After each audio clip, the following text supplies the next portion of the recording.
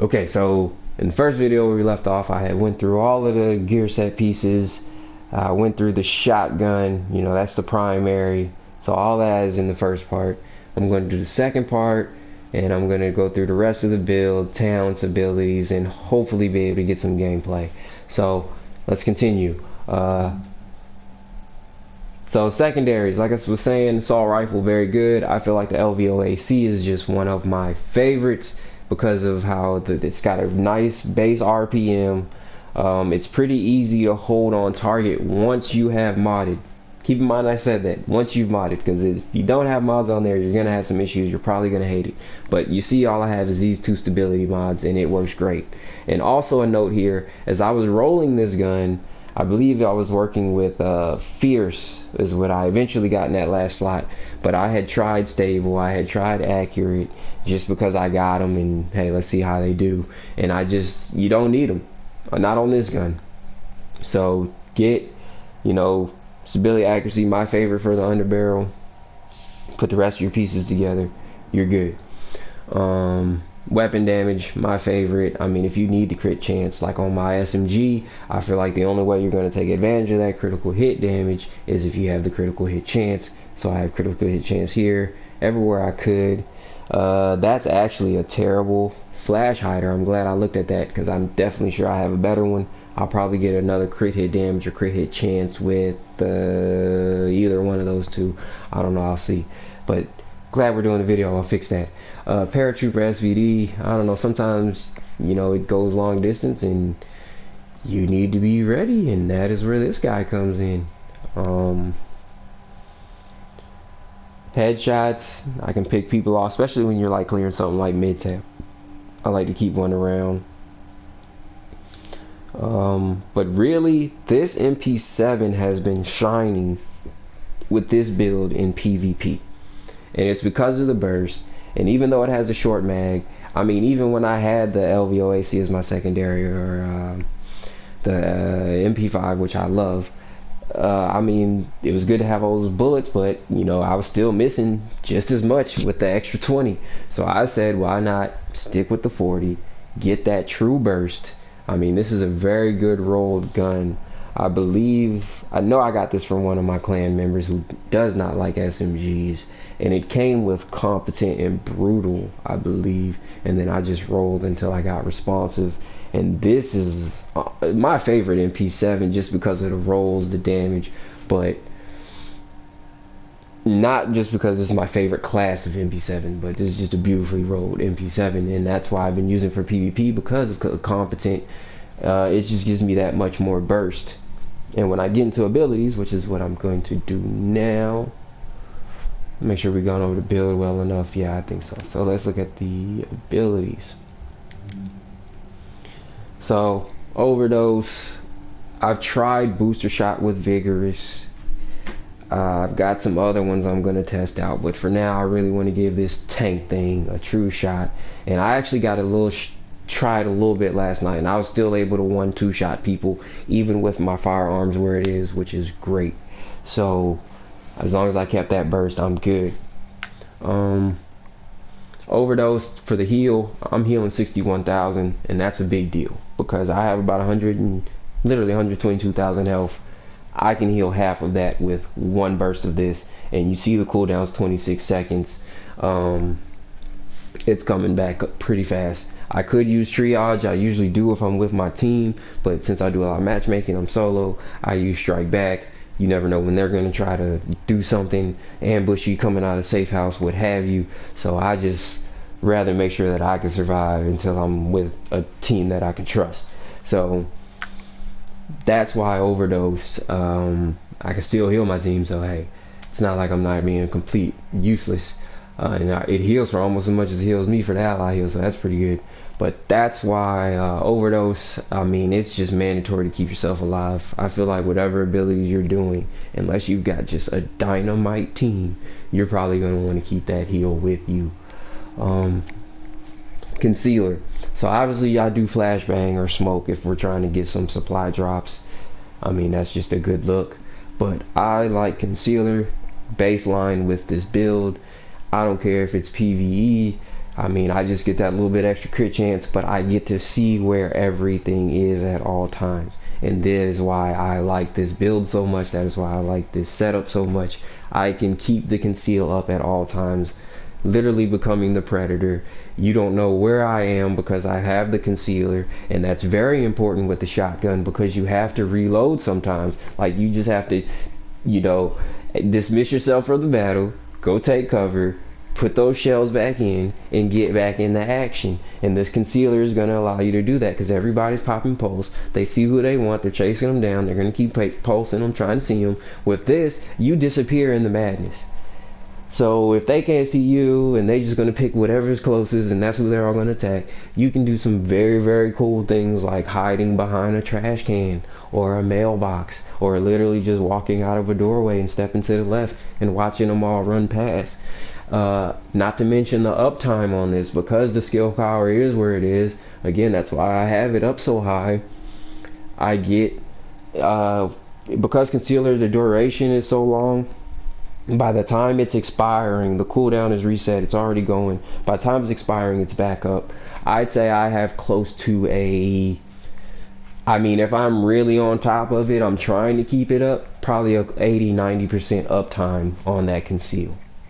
And that's basically a constant 12% crit hit chance and a 41% crit hit damage, just baseline constant, while getting that conceal. And I feel like that is just valuable to a team. And I immediately noticed a difference with my squad play, how long the team was able to survive with me having it versus not having it, because a lot of people are using it like I was. Because if you look at this, that's 32% crit chance and 73% crit hit damage. Yes, I miss it. Yes, it was awesome. Yes, it was good burst. But with the conceal, we stay alive longer. We get consistent damage. I like to have a good baseline versus having a lot of erratic stuff. If I got a good baseline and I can add that burst to it, cool. So that's why concealer, and I'm pretty sure this is what I'll be running most of this weekend, group play or not. I do like using smart cover, but if you're running a team enough, get one of them to do it. Get one of them to use a good scanner. Get one of them to use the shock turret or a sticky bomb, what have you, and I think that's going to be a dynamite setup for whatever you run into. And of course, I can always switch myself, especially with the skill power being what it is. This is a pretty serious smart cover right here. I mean, 51% damage resistance. Everything's cut in half. I've literally just sat on this and taken grenades to the face without the final measure in the exotic damage resilience. So you wonder why the high skill power? That's why high skill power. And not to mention with this heal, I can constantly keep myself up. Like if they get me pressed down and I hit that, I'm coming back up full, especially with the nerf that they hit on combat medic, giving you that extra 40%. Doesn't do that anymore. So let's talk of talents. On the move, this is just my playstyle, especially while you're in the dark zone trying to get things done. I mean, you spray somebody, whatever happens, they go down. You get to keep moving with those flamethrowers hitting you, etc. And that extra 30% is going to help you. I think that's a big reason why I was able to get by with that 21% exotic damage resilience when I was trying that out. That on top of the stagger from the shotgun. But on the move is a big deal. Now, precision used to be my go-to because I had such low skill power and I wanted to have that extra damage. But now, because I got such a good uptime, it freed up that slot to do something else. One is none, still good, mandatory, especially with a shotgun. If somebody's trying to hijack your extraction or something like that, they're a sitting duck. Literally, I just sit there and tap until they die. It doesn't matter if they have their ult, they're going down. So one is none, keep the bullets coming, even in PvE2, on the move. Now these two, a lot of people like to do triage. I would, like I said, good team play, but because it's just me, I use strike back. So now when I go down, my cooldowns are resetting 20%, and I like it. I mean, it's better than me having to rely on shooting my heel on the ground or making sure I'm close to somebody to get that off. And that's why I say I really do it when I'm just solo matchmaking type deal. And then critical save, I like that. Just, you know, if you get into a situation where you got to use a med pack, chances are it's a pretty bad situation and you need that extra wiggle room to give you time to get your heal off of cooldown so that you can tap that. And that is why critical save is just, I mean, mandatory. There's a lot of other things you could do, but I mean, this is the setup I'm running with. Let's go ahead and see if we can get some gameplay action and a little bit of tutorial talk. So shotguns again, M870 is going to give you the best burst. A lot of people like the Super 90 because you know you don't have to keep cocking it every time and it's got a pretty good rate of fire. I noticed with that gun you can kill people, you know, 2-3 shots, but it depends a lot more on how precise you are and circumstances. And one thing about the Sentry build is it's not really, it's like I said, it's all about burst potential. Like there may be times where I'm not doing too much besides running around with a pistol trying to tag people, and that's great because the pistol is strong. I don't think I covered the pistol very much, but yeah, it's got brutal, and of high base damage on your pistol is important. Like make sure that you're pushing over 1300, especially on the X45. They are not all created equal, much like shotguns. Check the base damage. I did reload speed, magazine size. I think the rate of fire base is pretty cool. You can probably increase it if you want to, but I like to be able to just dump that clip, throw another one in, and keep going.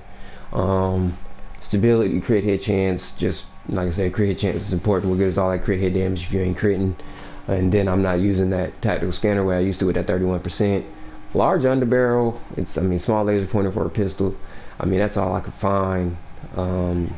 The blue ones, I haven't seen the yellow ones. I don't know what that's about, but if you just do some stuff out there in the level 30 zone, you'll run into one. All I can say is get it on there. You don't want to waste a slot that you can use. Probably rather have stability, accuracy on there than hip fire.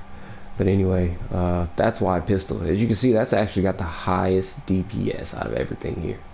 Note that. So the pistol does get love with this build, and I've always liked using a pistol or keeping it in the rotation, and this allows me to do that. Like I was saying, shotguns are really about seizing that opportunity to strike. So you need to be able to survive, you need to be able to get away and reload, and then you need to be able to get in there, be able to stand down shots and take some hits and be able to give some. Stuff that'll save your life.